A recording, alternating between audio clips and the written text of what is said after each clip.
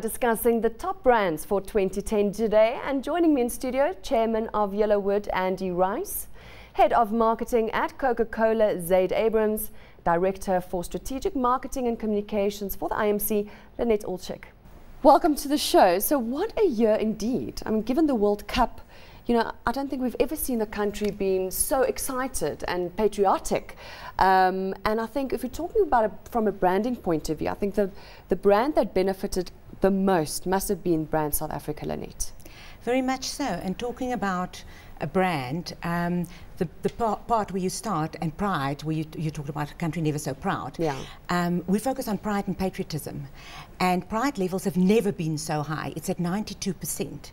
So since the World Cup, where we started off at about around 80% in January and ended at 92% after the World Cup, you know, that says it all.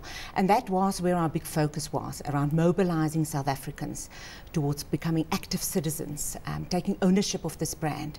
And boy, did they act on brand.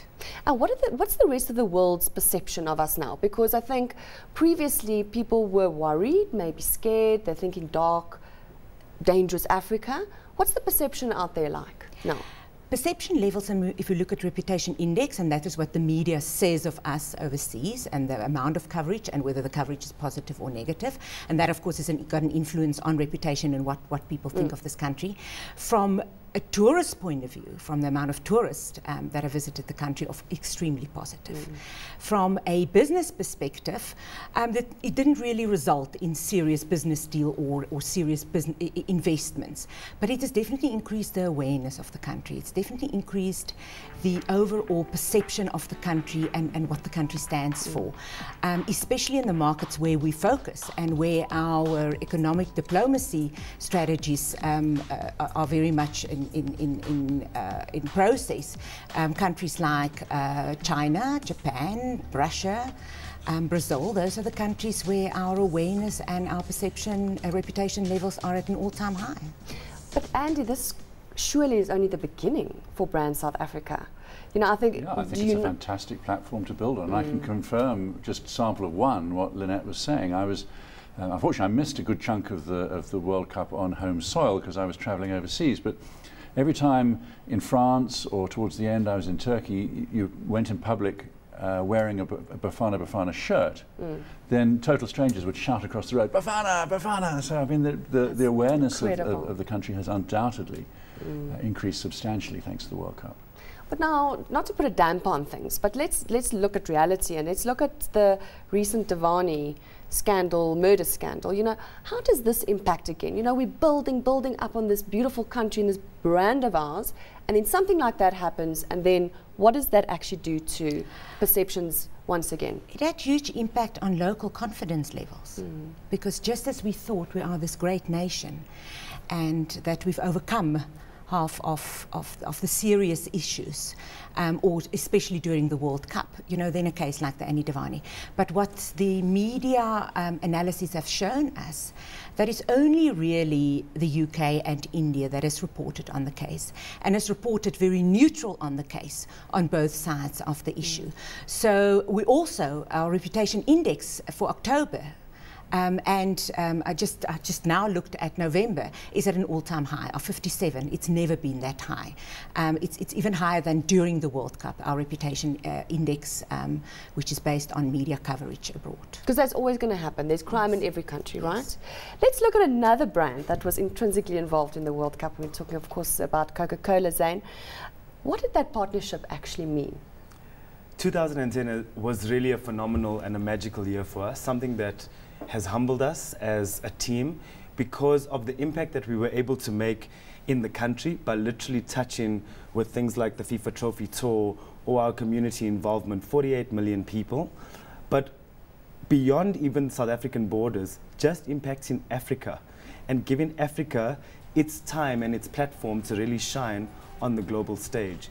We also believe now that the road for South Africa has been paved, we can see other developing and emerging economies getting their fair share of opportunity. So Russia, Qatar, etc., following in the footsteps, and of course Brazil. So for us it's been an incredibly overwhelming journey to really see South Africa move from quite a negative space of pessimism, 2008 when we launched Zakumi with FIFA, right through to the final whistle in 2010 when literally you had 48 million people singing one song behind one team and really behind one country. And we haven't seen that in a number of years. That kind of euphoria is something that we knew from the start is inherent in South African people. We've seen it with the Rugby World Cup, we've seen it with Mandela Release, but we needed to, as South Africa's favorite brand, work with other partners to really transition 48 million people towards the sense of confidence and belief that we actually can do it. But Andy, if you are South Africa's most popular brand and number one in the world, as Coca-Cola is, would it hurt you not to be involved in an event, you know, to this magnitude? No, first I think you would be expected to be involved because of your stature in the marketing community. But also every marketer knows that to regain lost share, lost awareness, lost reputation is much more expensive in the long run than to maintain it in the first place. Do you agree with what Andy's saying?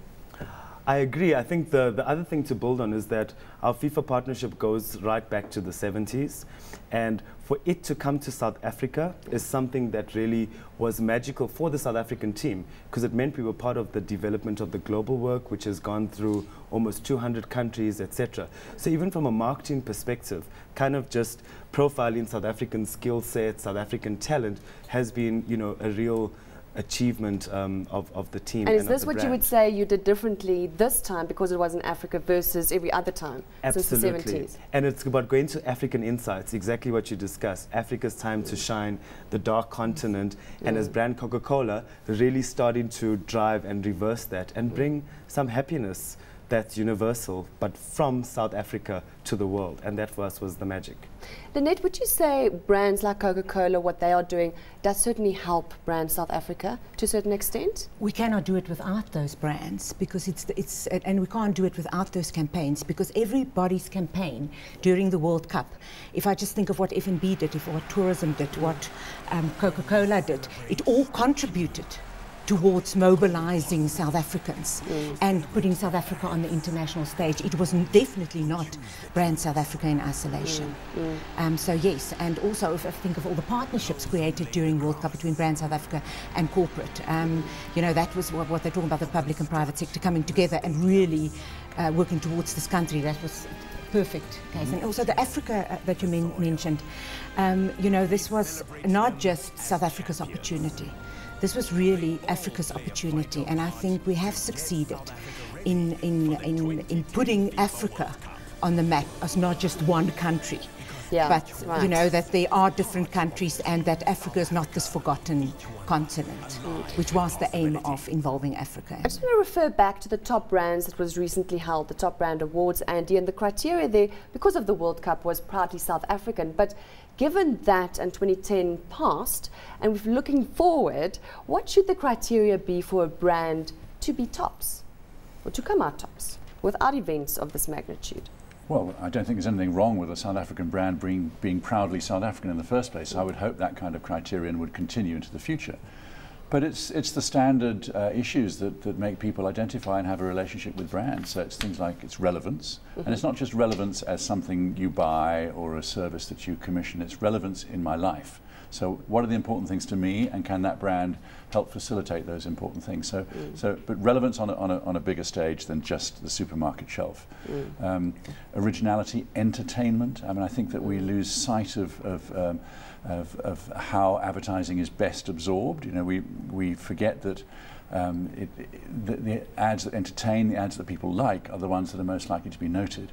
There's that old adage in the advertising industry that says, stop interrupting the things that I'm interested in and start being what I'm interested in. And that's a very useful mantra, I think, for advertisers and their agencies to remember. And that's where advertising is so key and important, wouldn't you agree, Zayd, to your brand and to actually, you know, build on that brand, is the advertising campaigns? Absolutely. I mean, we've been around for 125 years, almost to the day, and we believe that it is important to behave locally.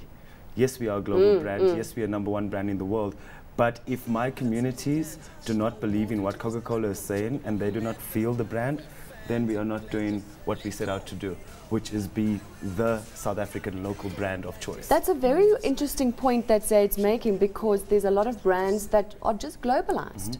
So globalization versus localized. Andy, do you agree with what Zayd's saying? Yes, normally global brands have some kind of mother strategy that sits at head office. And it gets tweaked. And then it gets interpreted. But you can't just say to brands, well, do your own thing in your own market. If you want to be a global brand, it has to be recognizable. The world is a very mobile place. People go from country to country. If they see Gillette in London, they expect it to be similar to Gillette in Tokyo and Johannesburg, at least in the broad sense. So, but then how strict are your guidelines, Zayd, from a global brand perspective, to do what you can in the local markets? We have a key philosophy, which is freedom in a framework. Fortunately, we are a significant market, so we do contribute to providing the framework.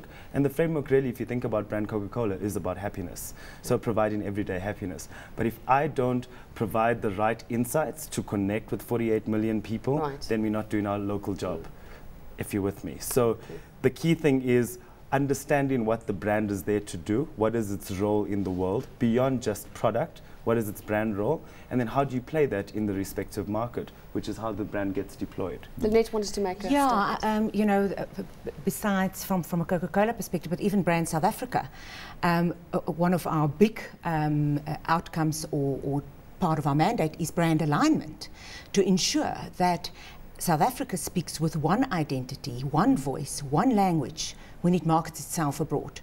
So the alignment between tourism, Department of Trade and Industry, international relations, SAA, that the messaging as well as the identity is crucial, so that South Africa is not promoted as the Western Cape, or as Gauteng, or as the city of Joburg. You all need to be on the same page. It's always aligned to South Africa and to the brand South Africa.